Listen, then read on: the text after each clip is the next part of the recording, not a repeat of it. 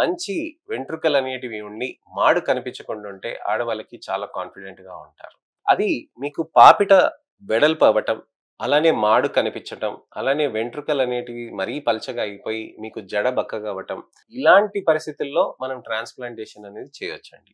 అయితే ట్రాన్స్‌ప్లాంటేషన్ ఆడవాళ్ళు ఎలా చేస్తారు? మగవాళ్ళకైతే మొత్తం తలంతా షేవ్ చేసేస్తారు గదా! మరి ఆడవాళ్ళకి మనకి షేవ్ చేస్తే ఎలా అని చాలామంది ఆడవాళ్ళు ఆలోచిస్తూ ఉంటారు. ఆడవాళ్ళకి నాన్ షేవ్ ఎఫ్‌యుఇ టెక్నిక్ అని ఉంటుందండి.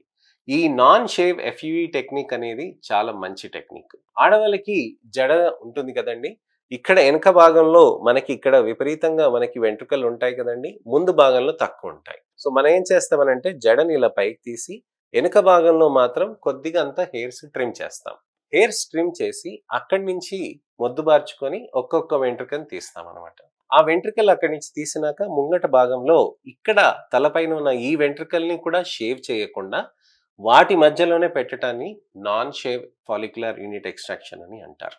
ఈ non shave follicular unit extraction తోటి మీకు చాలా అడ్వాంటేజెస్ ఉంటాయి. ఎలా అవుతుంది ఈ non shave follicular unit extraction అని అంటే, మీకు జడ కిందికేసేసినాక ఇక్కడ డ్రెస్సింగ్ పెట్టేసినాక మీకు ఒక 3 రోజుల వరకు డ్రెస్సింగ్ ఉంటుందండి. 3 రోజుల తర్వాత డ్రెస్సింగ్ తీసేసాక మీకు అక్కడ వెంట్రుకలు అనేది జడ ఎలాగో ఉంటుంది కదండీ!